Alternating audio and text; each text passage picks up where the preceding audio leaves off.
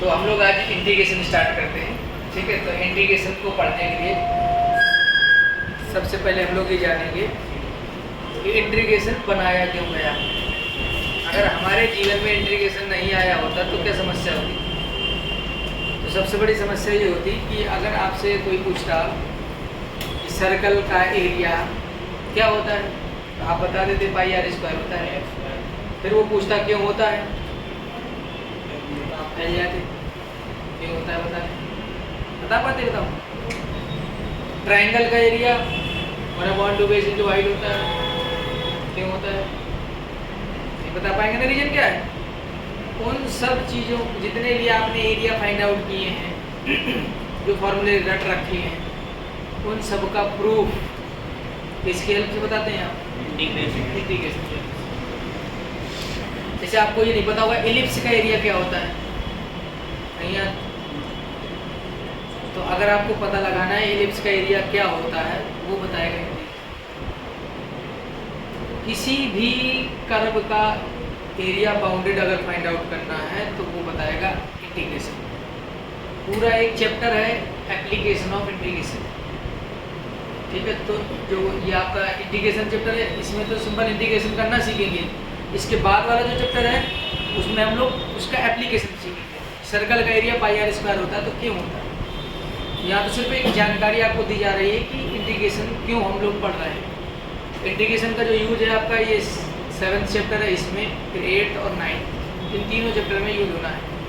Integration strong हो जाना मतलब 7th 8th और 9th। डिफरेंशियल इक्वेशन में भी इसका यूज होगा, एप्लीकेशन ऑफ इंटीग्रेशन में तो होना ही होना है, और ये तो है ही अपने आप में। ठीक है, तो ध्यान दें, अगर आपसे कोई पूछे इंटीग्रेशन क्यों बनाया जाता है तो आपको बताना है टू फाइंड एरिया। इंटीग्रेशन क्यों बनाया जाता है? To find area. डिफरेंशिएशन क्यों बनाया गया? To find rate.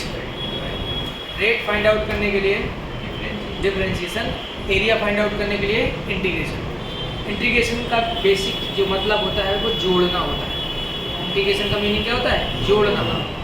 कॉन्टीन्यूअस चीज़ है कोई, उसको जोड़ना है तो वहाँ पर इंटीग्रेशन का यूज करेंगे। और डिस्क्रीट चीज़ें हैं तो वहाँ पर समेशन का यूज करते हैं। इंटीग्रेशन का जो सिंबल होता है वो ये होता है, हर जगह ही यूज होने वाला है। सबसे जो बेसिक इंटीग्रेशन का फॉर्मूला है x की पावर n dx, इससे स्टार्टिंग करते हैं हम लोग।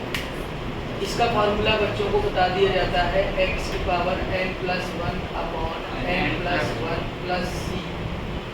अब ये फार्मूला आप लोगों ने फिजिक्स में भी आपको बता दिया गया था कि आप याद कर लो फिलहाल के लिए। अब इस फार्मूले की एप्लीकेबिलिटी क्या है, कब ये फार्मूला लगेगा? ये नहीं कि हर जगह लगा देना है, ध्यान देना है आपको। जब आपका यहाँ पर x लिखा है तो वही d के बाद लिखा है, वही d के बाद लिखा है। तो जो यहाँ लिखा होता है यहाँ से आप डिसाइड करते हो कि इंटीग्रेशन किसके रिस्पेक्ट में हो रहा है। जो d के बाद लिखा होगा वहाँ से डिसाइड होगा कि किसके रिस्पेक्ट में इंटीग्रेशन आप कर रहे हैं। तो यहाँ पर d के बाद लिखा है x, इसका मतलब आप x के रिस्पेक्ट में इंटीग्रेशन कर रहे हैं। x आपका इसमें वेरिएबल होगा, इसमें वेरिएबल कौन होगा? x, मतलब x आपका वेरिएबल होगा और n यहाँ पर आपका हो जाएगा कांस्टेंट। मतलब आपका बेस हो गया वेरिएबल और पावर हो गया कांस्टेंट। जब बेस वेरिएबल हो पावर कांस्टेंट हो तभी ये फार्मूला लगता है। जब बेस वेरिएबल हो पावर कांस्टेंट हो तभी ये फार्मूला लगता है। और एक बात और याद कर लें कि जब यहाँ पर कुछ लिखा नहीं होता है तो इसे बोलते हैं इनडेफिनिट इंटीग्रेशन। जब कोई लिमिट नहीं लगी होती तो इसे क्या बोलते हैं? Indefinite integration. ठीक है, इसे बोलते हैं लोअर लिमिट, इसे बोलते हैं लोअर लिमिट, और इसे बोलते हैं अपर लिमिट। और जब यहाँ पर कुछ लिखा होता है तब उसे बोलते हैं डेफिनेट इंटीग्रेशन। यहाँ पर a से b x की power n dx equal to हो जाएगा x की पावर n+1 अपॉन n+1।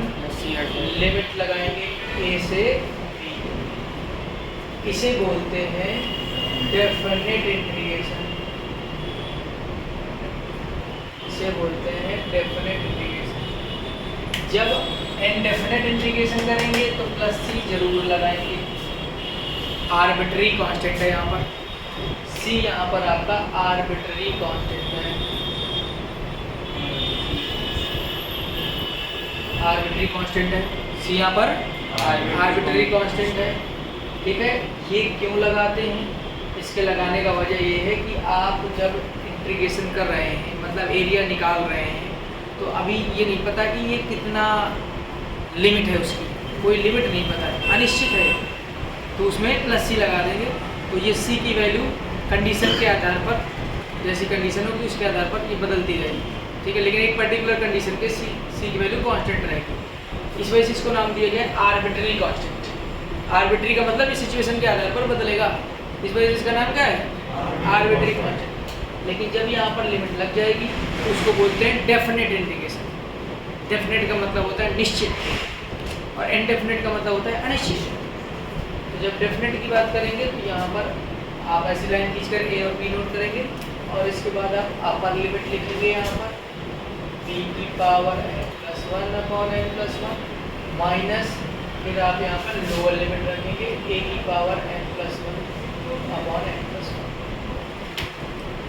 तो याद कर लीजिए इंटीग्रेशन ऑफ x की पावर n dn का फार्मूला x की पावर n+1 upon n+1 plus c आप यूज तब करेंगे जब बेस वेरिएबल होगा, पावर कांस्टेंट होगी, तभी आप इसे लगा सकते हैं। किसी ने आपसे पूछा इंटीग्रेशन ऑफ x की पावर n dn। अब यहाँ पर अगर हमने आपसे ये पूछा है, किसी ने पूछा आपसे कि x की पावर n और dn कर दिया और आपने तुरंत उसको ये बता दिया, तो ये आपका रॉन्ग है। अब यहाँ पर ये फॉर्मूला नहीं लगेगा। अब यहाँ पर आपको पहले चेक करना पड़ेगा कि d के बाद क्या लिखा है? n लिखा है, मतलब n के रिस्पेक्ट में इंटीग्रेशन हो रहा है, मतलब n क्या हो गया? वेरिएबल हो गया। n क्या हो गया? वेरिएबल। यहाँ पर देखिए ध्यान से, n क्या हो गया? वेरिएबल हो गया। बेस क्या हो गया? कांस्टेंट हो गया। तो बेस कांस्टेंट हो गया, पावर वेरिएबल हो गया। लेकिन यहाँ पर क्या था? बेस वेरिएबल था, पावर कांस्टेंट था, उल्टा हो गया। तब क्या लग जाएगा फार्मूला? नहीं लगेगा। तो हमें क्या करना पड़ेगा? जब बेस कांस्टेंट पावर वेरिएबल होगा तो होता है आपका, इस क्वेश्चन को एडिटिंग नोट करें, upon log base e2 constant, log base e2 constant value, जो यहाँ पर कांस्टेंट कौन है? x। बुक में जो फॉर्म मिलेगा इसका आपको ऐसे मिलेगा, इंटीग्रेशन ऑफ a की पावर x dx। अगर कोई आपसे ये पूछेगा तो फट से आंसर बता दोगे, लेकिन किसी ने ऐसे घुमा के पूछ दिया तो आप फैल जाओगे। उसका कारण क्या है? रट्टाफिकेशन। आपने चीज़ों को रट रखा है, कॉन्सेप्ट नहीं देखा है कि कॉन्सेप्ट लगता कहाँ पर है। तो बेस क्या है यहाँ पर? कांस्टेंट। क्यों है कांस्टेंट? क्योंकि यहाँ पर x क्या है? वेरिएबल। यहाँ पर x क्या है? Variable. Base constant, power variable, तो क्या आ जाएगा? a की power x upon log base e2a और प्लस। Point clear?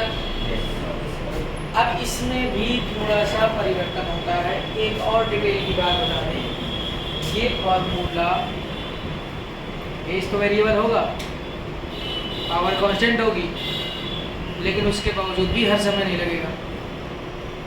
कब नहीं लगेगा? कब लगेगा ये जान लो।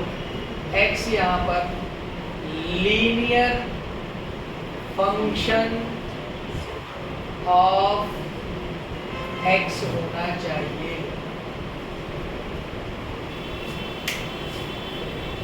अगर आप x के रिस्पेक्ट में इंटीग्रेशन कर रहे हो तो x linear function of x होना चाहिए। लीनियर फंक्शन ऑफ x का मतलब उसका ग्राफ स्ट्रेट लाइन आना चाहिए। अगर यहाँ पर लीनियर फंक्शन ऑफ x के अलावा कुछ और आ गया तब अगर ये फार्मूला लगा देंगे तो गलत हो जाएगा। जैसे किसी ने कोई आया घर में यहाँ पे और आपसे कह रहा है कि साइन स्क्वायर एक्स का इंटीग्रेशन बताओ, तो आपने क्या कर दिया, साइन एक्स का होल स्क्वायर लिख दिया और dx लिख दिया और कहा देखो ये साइन एक्स है, यहाँ पर बेस वेरिएबल है, पावर कांस्टेंट है, तो ये फार्मूला लगा करके उसको बता दो आप, साइन एक्स की पावर 2 + 1 अपॉन 2 + 1 प्लस c,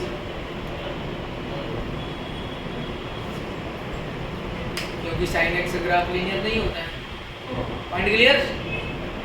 अब आगे से ध्यान रखिएगा, यहाँ पर कौन कौन सी बात ध्यान रखना है, बेस वेरिएबल होना चाहिए, वेरिएबल भी कैसा, लीनियर फंक्शन ऑफ x, अगर आप x के रिस्पेक्ट में कर रहे हैं, अगर आप v के रिस्पेक्ट में कर रहे हैं तो लीनियर फंक्शन ऑफ v होना चाहिए। ठीक है, अब देखो ध्यान से, अगर मान लीजिए लीनियर फंक्शन ऑफ x नहीं, मतलब लीनियर फंक्शन ऑफ x मिला, ये मिल गया आपको, यहाँ पर मिल गया x की जगह ax + b की होल पावर n, तब क्या करेंगे, इसको आप थोड़ी देर के लिए ax + b को t मान लीजिएगा। क्या मान लीजिएगा, t मानने के बाद इसको डिफरेंशिएशन कर दीजिएगा बोथ साइड, तो a इंटू एक्स का डिफरेंशिएशन 1 प्लस b का differentiation 0 is equal to dt by dx। यहाँ से आपका dx आ जाएगा dt अपॉन a, dx क्या आ जाएगा, dt अपॉन a, ये वैल्यू यहाँ पर इंटीग्रेशन ऑफ, इसकी जगह t पुट कर देना है, t की power n dt upon a, यहाँ से आपका a कांस्टेंट है, बाहर आ जाएगा, 1 अपॉन a बाहर आएगा, t की पावर n dt, t की पावर n का इंटीग्रेशन क्या होता है, t की पावर n + 1 अपॉन n + 1, और ये एक रहेगा प्लस t किसको माना था हमने,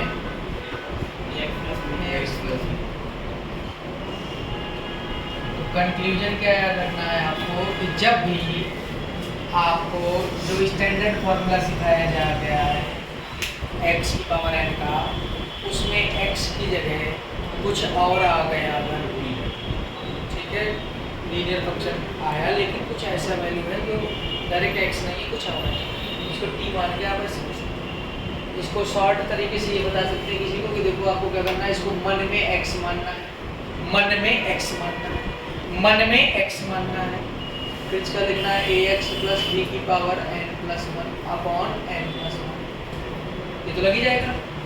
और जिसको मन में x माना है उसका डिफरेंशिएशन करके अपॉन में लिखना है। डिफरेंशिएशन में क्या करते थे, मल्टीप्लाई में करते थे, इसमें क्या लिखेंगे, समय का बचत।